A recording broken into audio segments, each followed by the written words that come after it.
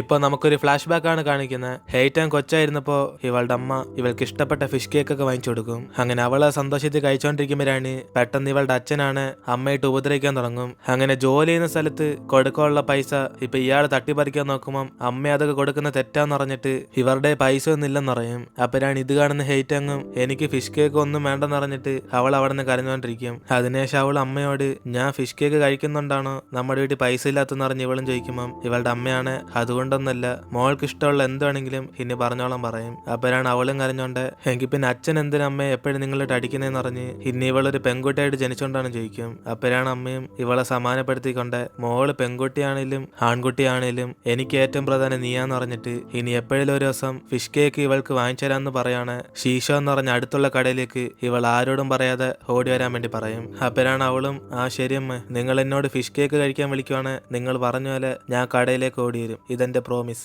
എന്നിന് അവർ രണ്ടൊരു ഇമോഷണലായി സംസാരിച്ചുകൊണ്ടിരിക്കും. അങ്ങനെ ആ ഒരു സീനിന് ശേഷം 2026 ഹെയ്റ്റ് അങ്ങനെ കണ്ടെത്തിയെന്ന് പറഞ്ഞ് ഇപ്പൊ ഇവനെ വിളിച്ചു വരുത്തി കാണും. അങ്ങനെ അവന് നേരെ പോലീസിനെ കാണാൻ ചെല്ലുമ്പോഴാണ് ഇവന്റെ അമ്മയാണ് മരിച്ചുപോയി, അതുകൊണ്ട് ഇവന്റെ ഫീലിങ്സ് എല്ലാം കൺട്രോൾ ചെയ്യാൻ വേണ്ടി പറയും. അങ്ങനെ അതോടെ അവനാണ് ഷോക്കായി അകത്തേക്ക് കയറി ചെല്ലുമ്പോഴാണ് ഇവളും അവൻ വരാൻ വേണ്ടി വെയിറ്റ് ചെയ്തോണ്ടിരിക്കും. കാരണം സത്യത്തിൽ അത് അവന്റെ അമ്മയാണെന്ന് ഇവർക്ക് ഇതുവരെ ഉറപ്പില്ല. അങ്ങനെ കുറെ സമയത്തിന് ശേഷം അവനും പുറത്തേക്ക് ഇറങ്ങി വരുമ്പോഴാണ് അവന് മരിച്ചത് അവന്റെ അമ്മയാന്ന് പറഞ്ഞിട്ട് ഇവന്റെ അമ്മ മരിക്കുന്ന സമയത്ത് കാറിനകത്ത് വേറൊരാളും കൂടെ ഉണ്ടായിരുന്നു പറയും. അങ്ങനെ അത് പറഞ്ഞപ്പോ ഇവളത് ആരാന്ന് പറഞ്ഞു ചോദിക്കുമ്പോൾ ഇവന് പുച്ഛിച്ചോണ്ട് ഇവളുടെ അച്ഛനാന്ന രീതിയിൽ അവൻ അവിടെ നിന്ന് പോകും. കാരണം അവൻ വിശ്വസിക്കുന്ന ഇവളുടെ അച്ഛനെ കൊലപാതകം ചെയ്തേന്ന്, അതുകൊണ്ട് അവളാണ് ദേഷ്യത്തി നിന്റെ ചിരി കണ്ടിട്ട് നീ എന്റെ അച്ഛനെ കുറ്റം പറയുന്നത് തോന്നല്ലെന്ന് പറഞ്ഞ് ഇവനായിട്ട് ചോദ്യം ചെയ്യുമ്പോൾ അവന് തീർച്ചയായിട്ടും നിന്റെ അച്ഛനായിരിക്കും എന്റെ അമ്മയെ കൊന്ന്, ഞാൻ എവിഡൻസ് പെട്ടെന്ന് തന്നെ കളക്ട് ചെയ്യുന്ന പറഞ്ഞിട്ട് അവൻ ഇവളെ മൈൻഡ് ചെയ്ത് പോകും. പക്ഷെ അവളാണ് എന്റെ അച്ഛൻ തീർച്ചയായിട്ടും ആരും കൊല്ലത്തില്ലെന്ന് പറഞ്ഞ് ഇവനോട് പ്രോമിസ് ചെയ്തൊക്കെ പറയുമ്പോൾ അവന് കൊലപാതകം ചെയ്തിട്ട് നീ നിന്റെ അച്ഛനെ സപ്പോർട്ട് ചെയ്യുന്നതെന്ന് പറഞ്ഞിട്ട് ഇവള് പറയുന്ന ഒന്നും കേൾക്കാതെ അവൻ അവിടെ നിന്ന് പോകും.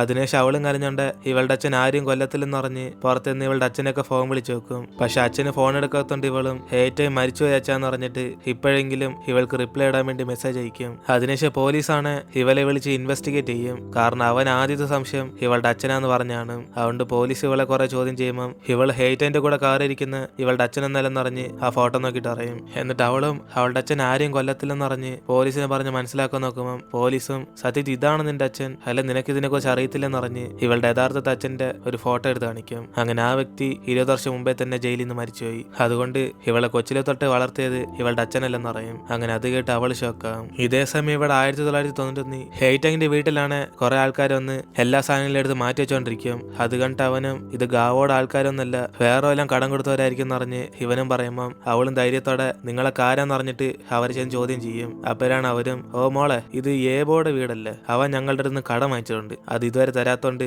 ഞങ്ങൾ ഈ വീട് എടുക്കാൻ പോവാ എന്നിന് അവരും പറയുമ്പം ഇത് കേട്ട് ഈശ്വനാണ് ദേഷ്യത്തി അയാള് നിങ്ങളോട് കടം വാങ്ങിച്ചിട്ടുണ്ടെങ്കിൽ അതിന് ഈ വീട് തന്നെ എടുക്കുന്നത്, രാവിലെ തന്നെ നിങ്ങൾ കള്ളത്തരം കാണിക്കണം എന്നിന് ഇവനും ചൂടാകുമ്പം നീ എന്നോട് ദേഷ്യപ്പെടാതെ അങ്ങോട്ട് മാറിക്കിട കൊച്ചിറക്കാന്ന് പറഞ്ഞ് ഇവരും ചൂടാകും. അപ്പോഴാണ് ഹെയ്റ്റങ്ങും ഇത് ഇവളുടെ അച്ഛന്റെ വീടൊന്നുമില്ല, ഈ വീട് ഇവളുടെ പേരിലാന്ന് പറയും. പക്ഷെ അവർ എത്ര പറഞ്ഞിട്ടും കേൾക്കാതെ ഇവിടെ നിന്ന് പോകത്തില്ലെന്നിരിക്കുമ്പം ഈശ്വൻ അവൾ അകത്തേക്ക് ഇരിക്കാൻ പറഞ്ഞിട്ട് ഇവൻ പെട്ടെന്ന് ഒരു കത്തിയായിട്ട് അവന്മാര് പേടിപ്പിക്കാൻ വേണ്ടി പോകും. ഇത് അവളുടെ അച്ഛന്റെ വീടൊന്നുമില്ല, ഈ വീട് ഇവളുടെ പേരിലുള്ള, ഇവിടെ നിന്ന് പ്രശ്നം ഉണ്ടാക്കിയ പിന്നെ ഞങ്ങളും നോക്കി നിൽക്കത്തില്ല എന്നിന് അവന് പേടിപ്പിക്കുമ്പം ഇവന്മാരാണ് ഞങ്ങൾ ഇത്രയും പേര് നിന്നെ കൊണ്ട് വെട്ടാൻ പറ്റുമെന്ന് ചോദിക്കും. അപ്പോഴാണ് അവനും വേണം ശ്രമിച്ചു നോക്കാന്ന് പറഞ്ഞ് ഇവന്മാര് പേടിപ്പിക്കുമ്പം ഹെയ്റ്റങ് അവന്റെ കൂടെ തന്നെ സപ്പോർട്ട് ചെയ്യും. അതോടെ അവന്മാരും പേടിച്ചിട്ട് എടാ പിള്ളേരെ നിങ്ങളെ കണ്ട് പേടിച്ചിട്ട് പോകല്ല, അവളുടെ അച്ഛനോട് പറഞ്ഞേക്കെങ്കിൽ പിന്നെ പൈസ ആയിട്ട് മര്യാദയ്ക്ക് വരാൻ എന്നിന് ഇവന്മാർ ജീവനും കൈ പിടിച്ചോണ്ട് അവിടെ നിന്ന് പോകും. അതിനുശേഷം അവനും ഇനി ഇവന്മാരൊന്നും വരുത്തില്ലെന്ന് പറഞ്ഞിട്ട് അന്ന് രാത്രി സേഫ്റ്റിക്ക് അവരെടുത്ത് വെച്ച സാധനങ്ങളൊക്കെ ഇവൻ നേരെ വെച്ച് ക്ലീൻ ചെയ്തോണ്ടിരിക്കും. അപ്പോഴാണ് ഹെയ്റ്റങ് ആണ് നേരെ വീടിന്റെ പത്രമായിട്ട് ഇവന്റെ അടുത്തേക്ക് വരും. ഈശ്വൻ ഞാൻ ഈ വീട് വിൽക്കാൻ തീരുമാനിച്ചു എന്നിന് അവളും പറയുമ്പം അവൻ അവന്മാരെ കണ്ട് പേടിച്ചാണെങ്കിൽ അവന്മാർ ഇനി വരാതെ ഇവൻ നോക്കിക്കോളാന്ന് പറയും. അപ്പോഴാണ് അവളും ഈ വീടിന് വേണ്ടി എനിക്ക് നിന്നെ നഷ്ടപ്പെടാൻ വയ്യെന്ന് പറഞ്ഞിട്ട് ഇവൻ എന്തെങ്കിലും പറ്റുമെന്ന് പേടിച്ചിട്ടാ അവൾ ഈ വീട് വിൽക്കുന്നതെന്ന് പറയും. അപ്പോഴാണ് അവനും ധൈര്യത്തോടെ ഹെയ്റ്റങ് അതൊന്നും കുഴപ്പമില്ല, നിന്റെ അച്ഛൻ വാങ്ങിച്ച കടത്തിന് ഈ വീട് നിന്ന് വിൽക്കുന്നത്, ഞാൻ ജീവനോടുള്ളവരെ ഈ വീടിന്റെ അടുത്ത് ആരും വരുത്തില്ല, മതിയോ എന്നിന് അവനും പറഞ്ഞോടെ ഇവൾ എനിക്ക് വീടല്ല നീയാ വലുതെന്ന് അവനോട് പറയും. അതോടെ അവനും മൊത്തത്തിൽ ഇമോഷണലാവും. അതിനുശേഷം അവളും ഇവളുടെ അച്ഛനെ വിളിച്ചു വരുത്തിയിട്ട് ഇയാൾക്ക് ഈ വീട് വേണം, ഇവളായിട്ടുള്ള ബന്ധം ഇതോടെ തീരുന്ന ഒരു പേപ്പർ എഴുതി തരാൻ വേണ്ടി പറയും. അപ്പോഴാണ് അവളുടെ അച്ഛനാണ് ഇത് വായിച്ചു നോക്കിയിട്ട് നിനക്കെന്താ വട്ടാണോടി, നീ വീട് തന്നിട്ട് എന്റെ അടുത്ത് രക്ഷപ്പെടാൻ നോക്കുന്നു എന്നിന് അയാളും പറ്റത്തില്ലെന്ന് പറയുമ്പം ഇവളാണ് ഈ പേപ്പറിൽ സൈൻ ഇട്ടാൽ മാത്രമേ ഇയാൾക്ക് ഈ വീട് കിട്ടത്തുള്ളൂ എന്ന് പറയും. അപ്പോഴാണ് അവളുടെ അച്ഛനും നൈസിന് ഇവളുടെ മനസ്സോറ്റാൻ വേണ്ടി നോക്കും. മോളെ ഞാൻ വീട് വിൽക്കാനല്ല തീരുമാനിച്ചത്, ഈ വീട് പണയം വെച്ച് ഞാൻ ബെറ്റ് കളിക്കാൻ വേണ്ടിയാ, എന്നിട്ട് ഞാൻ കുറെ പൈസ ഉണ്ടാക്കത്തില്ലേ, അതിനുശേഷം നമുക്ക് സന്തോഷത്തിൽ ജീവിക്കാം എന്നിന് അയാളും പറയുമ്പം ഈ പൈസയ്ക്ക് വേണ്ടി എന്നെ ഉപദ്രവിച്ചൊക്കെ നിങ്ങൾ മറന്നോയെന്നറിഞ്ഞ് ഇവളും ചോദിക്കും. അങ്ങനെ ഇവന്റെ ഉദ്ദേശം വേറെ ഒന്നുമില്ല, ഇവൾ കൂടെ ഉണ്ടെങ്കിൽ ഇവൾ ഏതെങ്കിലും കോടീശ്വരന്മാരെടുത്ത് കല്യാണം കഴിപ്പിച്ചെടുത്ത് കൂടെ നൈസിനെ അങ്ങ് സെറ്റിലാന്ന് പറഞ്ഞ് തീരുമാനിച്ച്. അതുകൊണ്ടാണ് ഇപ്പൊ ഇങ്ങനെയൊക്കെ ഡയലോഗ് ഇറക്കി നോക്കുന്നത്.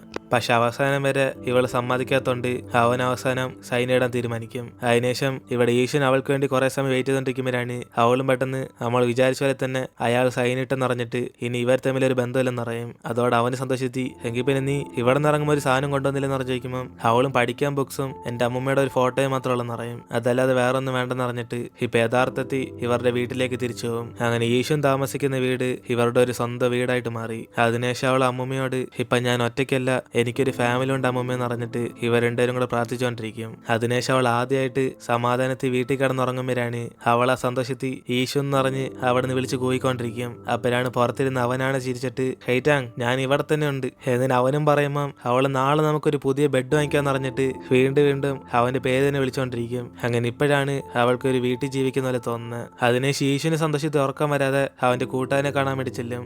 എടാ റാറ്റെ, എനിക്ക് ഇതിനുള്ളൊരു കാര്യം ചോദിക്കണം, നിനക്കിങ്ങനെ വെറൈറ്റി ആയിട്ടുള്ള ഡ്രസ്സൊക്കെ എവിടെ നിന്ന് കിട്ടുന്നത് എന്നിന് അവന് ചോദിക്കുമ്പോ തന്നെ അവന് സന്തോഷത്തി എനിക്കറിയാളാ എന്റെ ട്രെൻഡ് എപ്പോഴേലൊക്കെ നീ ഫോളോ ചെയ്യുന്നു, എന്തിനാ നിനക്ക് വാങ്ങിക്കാനാണോ എന്നിന് ഇവനും ചോദിക്കുമ്പോൾ ഈശ്വനും ഒരു പെങ്കൊച്ചിന് വേണ്ടിയാന്ന് പറയും. അതോടെ അവനും ഹെയ്റ്റാങ്ങാന്ന് മനസ്സിലാക്കിയിട്ട് ഇപ്പൊ ഇവർ തമ്മിൽ സെറ്റ് ആയെന്ന് പറഞ്ഞ് കളിയായിക്കൊണ്ടിരിക്കും. അതോടെ ഈശ്വനും നീ ചുമ്മാ അനാവശ്യം പറയാതെ ആദ്യം ഡ്രസ്സ് വാങ്ങിക്കാനുള്ള വഴി പറഞ്ഞാന്ന് പറഞ്ഞ് ഇവനോട് ചോദിക്കുമ്പോൾ അവന് നാളെ തന്നെ നമുക്ക് പോകാളിയെന്ന് പറഞ്ഞ് ഇവനെ സമാനപ്പെടാൻ പറയും. എന്നിട്ട് ഈശ്വൻ ഇവിടെ തന്നെ കിടന്നുറങ്ങുമ്പോൾ ഹെയ്റ്റാൻ വീട്ടിലുള്ളതുകൊണ്ടാണ് ആളി ഇവിടെ കിടന്നുറങ്ങുന്നതെന്ന് പറഞ്ഞ് ഇവന്റെ ഗേൾ ഫ്രണ്ടിനോട് ആ കാര്യം പറയാൻ വേണ്ടി പോകും. അതോടെ ഈശ്വനും മര്യാദ കിടന്നുറങ്ങണം എന്ന് പറഞ്ഞിട്ട് അവനായിട്ട് അടിച്ചു പൊട്ടിക്കും. അതിനുശേഷം അടുത്ത ദിവസം ഇവർ സ്കൂളിലേക്ക് ചെല്ലുമ്പോഴാണ് ഇവിടെ ഹെയ്റ്റാങ്ങിന്റെ അടുത്ത് ഇവരെല്ലാം കൂടെ ഒരു പേപ്പർ കൊടുക്കും. അങ്ങനെ അവളത് നോക്കുമ്പോഴാണ് ഈശ്വൻ ഈ സ്കൂളിൽ നിന്ന് പുറത്തേക്ക് പോകണമെന്ന് പറഞ്ഞ് എല്ലാവരും കൂടെ പെറ്റീഷൻ എഴുതി സൈൻ ഇട്ടേക്കും. അങ്ങനെ അതോടെ അവളും ദേഷ്യത്തി ഇതാരെ എഴുതിയെന്ന് പറഞ്ഞ് ചോദിക്കുമ്പോൾ ഈശ്വൻ അവിടേക്ക് എന്നിട്ട് എന്തോ ഭക്ഷണം ചോദിക്കും. പക്ഷെ ഇവളാണെന്നും പറയത്തില്ല.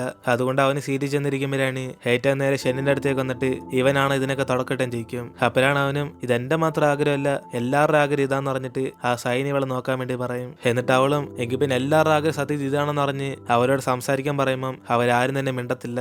അതോടെ ഷെന്നും ഞങ്ങൾ സൈൻ ഇട്ടാ പോരെ, നിനക്ക് സൈൻ ഇടാൻ താല്പര്യമില്ല ഇടണ്ട, പക്ഷെ ഞങ്ങളുടെ പെറ്റീഷൻ ടീച്ചറിനോട് ചെന്ന് കൊടുക്കും. അവൻ വന്നതിന് ശേഷം നിന്റെ മാർക്കോ കുറയാൻ തുടങ്ങി, കൂടാതെ അവൻ കാരണം നിന്നെ കുറെ ചീത്തപ്പേരെ കിട്ടിയില്ലേ, എന്നിട്ട് ഇതിനെ നീ അവനെ സപ്പോർട്ട് ചെയ്ത് സംസാരിക്കുന്നത് എന്നിന് ഇവന് ചോദിക്കുമ്പോൾ അതൊക്കെ അവളുടെ പേഴ്സണൽ കാര്യമെന്ന് പറഞ്ഞിട്ട് ഇവൻ എന്തുകൊണ്ടാ അവനെ സ്കൂളിൽ നിന്ന് പുറത്താക്കാൻ വേണ്ടി ഈ പെറ്റീഷൻ എഴുതുകയും ചോദിക്കും. അങ്ങനെ ഈശ്വൻ ഈ ക്ലാസ്സിൽ ഒരുത്തിന് അടിച്ചെന്ന് പറഞ്ഞ ഇപ്പൊ ഇത് എഴുതിയേക്കുന്ന. അതുകൊണ്ട് അവളും ഈശ്വൻ ആരെ അടിച്ചെന്ന് പറഞ്ഞ് ഇവളെല്ലാരോടും ചോദിക്കുമ്പോൾ അവരാരും തന്നെ അനങ്ങത്തില്ല. അതിനുശേഷം അവളും ഈശ്വൻ പെമ്പിള്ളേരെ ശല്യപ്പെടുത്തിയെന്നോ, എങ്കിൽ പിന്നെ അതാരെന്ന് നോക്കട്ടെ, ഇവിടെ ആരെങ്കിലും അവൻ ശല്യപ്പെടുത്തിയിട്ടുണ്ടോ എന്നിന് ഇവൾ വീണ്ടും ചോദിക്കുമ്പോൾ അവരാരും തന്നെ മൈൻഡ് ചെയ്യത്തില്ല.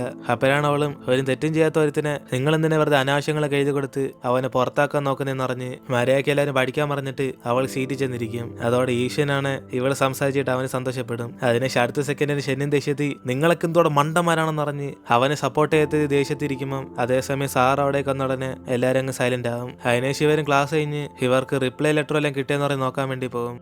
പക്ഷെ അവിടാണ് ഇതുവരെ ഒരു ലെറ്ററും കാണത്തില്ല. അതുകൊണ്ട് എപ്പോഴായിരിക്കും ഇത് വരാമെന്ന് ആലോചിച്ചോണ്ട് ഇവർ രണ്ടുപേരും കൂടെ വീട്ടിലേക്ക് ഒരു ബെഡും കൂടെ വാങ്ങിക്കാൻ തീരുമാനിക്കും. അപ്പോഴാണ് അവനും ഹെയ്റ്റാങ് അതൊക്കെ ഞാൻ നോക്കിക്കോളാം, എനിക്ക് വേറെയും കുറെ സാധനങ്ങളൊക്കെ വാങ്ങിക്കാനുണ്ട്, അതുകൊണ്ട് നീ വീട്ടിൽ പോയിക്കോ എന്നിന് അവനും പറയുമ്പോൾ ഇവൾ ഇത്ര സന്തോഷത്തിൽ എവിടെയൊക്കെ പോകുന്നെന്ന് ചോദിക്കും. അപ്പോഴാണ് അവനും ഇവൾക്ക് ഡ്രസ്സ് വാങ്ങിക്കുന്ന കാര്യമൊന്നും പറയാതെ ഞാൻ ചുമ്മാ ചായ കാണാൻ വേണ്ടി പോകാന്ന് പറഞ്ഞിട്ട് അവൻ നൈസിന് അവിടെ നിന്ന് പോകും. അതിനുശേഷം റാറ്റും ഇവനെ വിളിച്ചോണ്ട് അവൻ എപ്പോഴും വാങ്ങിക്കുന്ന കടയിലേക്ക് ചെല്ലും.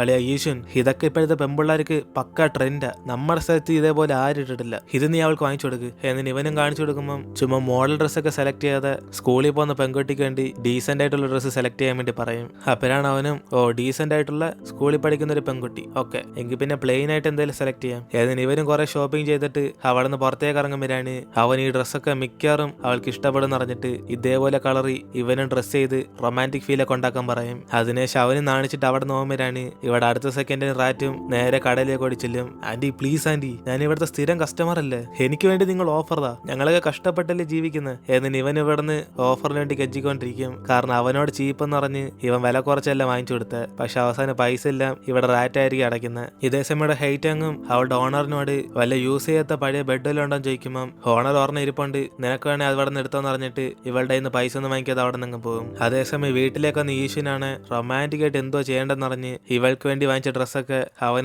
അവൾ കാണാൻ വേണ്ടി ഇട്ട് വെച്ചോണ്ടിരിക്കും. അപ്പോഴാണ് അവള് പെടുന്ന വീട്ടിലേക്ക് വന്നുടനെ ഇവൻ സൈഡിലേക്ക് ചെന്ന് ഒളിഞ്ഞിരിക്കും. എന്നിട്ട് അവൾ വന്ന് ഈ ഡ്രസ്സൊക്കെ കാണുമ്പോഴാണ് അവള് മൊത്തം ഷോക്കായി. ആദ്യമായിട്ട് ഇങ്ങനത്തെ ഡ്രസ്സൊക്കെ കാണുന്നെന്ന് പറഞ്ഞ് അവൾ മൊത്തം ഇംപ്രസ് ആയിരിക്കും. അതിനുശേഷം അവനും കുറച്ച് ഷൈയോടെ അവിടേക്ക് വന്നിട്ട് ഇവളെ നോക്കി ചിരിക്കുമ്പം അവളെ സന്തോഷത്തി ഇവന് വേണ്ടി ആ ഡ്രസ്സ് ഇട്ടോണ്ട് വരും. അപ്പോഴാണ് അവളെ നോക്കിയിട്ട് ഇത് നിനക്ക് ഇഷ്ടപ്പെട്ടോ? കറക്റ്റ് സൈസ് ഒന്നും എനിക്ക് അറിയത്തില്ലായിരുന്നു, അതുകൊണ്ട് ചേരുമല്ലെന്ന് എനിക്കൊരു പിടിയില്ല എന്നിന് ഇവനും പറയുമ്പം അവൾ അതൊന്നും കുഴപ്പമില്ല, എനിക്കെല്ലാം മാച്ച് ആകുമെന്ന് പറഞ്ഞിട്ട് അവൾക്ക് ഈ ഡ്രസ്സൊക്കെ ഇഷ്ടപ്പെട്ടെന്ന് പറയും. അതിനുശേഷം ആ ഒരു സന്തോഷത്തിൽ ഇവ രണ്ടുപേരും കൂടെ രാത്രി ലെറ്റർ എന്നെന്ന് അറിയാൻ വേണ്ടി ആ മഴയത്ത് അവിടേക്ക് ഓടി ചെല്ലും. അപ്പോഴാണ് അവനും എന്തായാലും മഴയത്ത് നനഞ്ഞില്ല, ഒന്നും കൂടെ നനയാന്ന് പറഞ്ഞ് ഇവളെ വിളിക്കുമ്പം അവളും പുതിയ ഡ്രസ്സാന്ന് പറഞ്ഞിട്ട് അവൾ വരുന്നില്ലെന്ന് പറയും. അപ്പോഴാണ് അവന് പുതിയ ഡ്രസ്സാണെങ്കിൽ എന്ത്, നമുക്കത് ഒന്നും കൂടെ കഴിവിടാം എന്നിന് ഇവളെ വിളിച്ചോണ്ട് വന്നിട്ട് രണ്ടുപേരും കൂടെ മഴയത്ത് നനഞ്ഞോണ്ടിരിക്കും. അങ്ങനെ അവസാനം കുറെ ഡാൻസും എല്ലാം ചെയ്ത് ഇവർ മൊത്തത്തിൽ കുളിച്ചിട്ടായിരിക്കും അവിടെ നിന്ന് പോകുന്നത്. അങ്ങനെ അന്നത്തെ ദിവസം ഇവർക്ക് റിപ്ലൈ ലെറ്റർ ഒന്നും വന്നു കാണത്തില്ല. അതിനുശേഷം ഇപ്പൊ അടുത്ത ദിവസം ഇവിടെ ചായയും കടയെല്ലാം പുതുക്കിയിട്ട് വീണ്ടും ഇനോഗ്രേഷന് വേണ്ടി ഇവരെല്ലാരും കൂടെ വിളിക്കും. അങ്ങനെ അതുകൊണ്ട് ടീച്ചർ എല്ലാരും പറഞ്ഞ്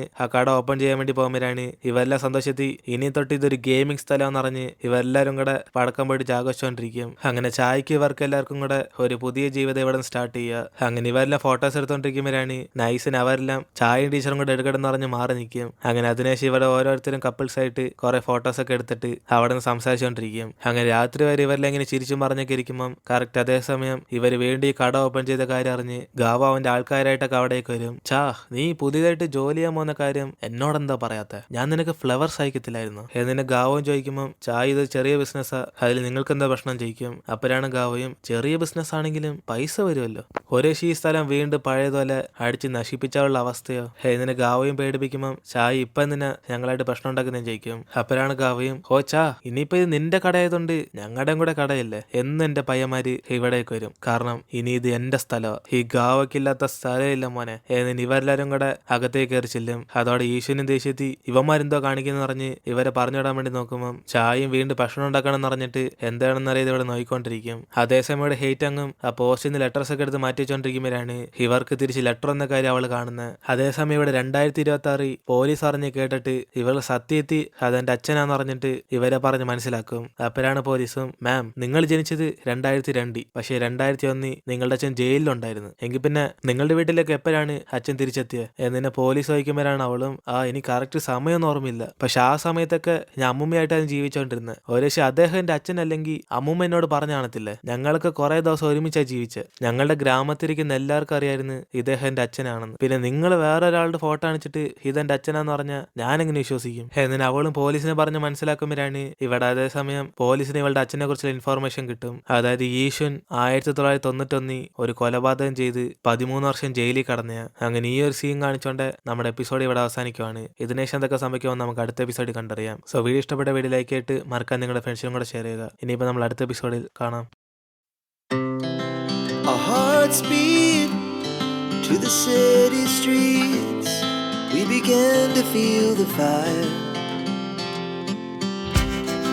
We rise like tall buildings as the chemicals they take us higher.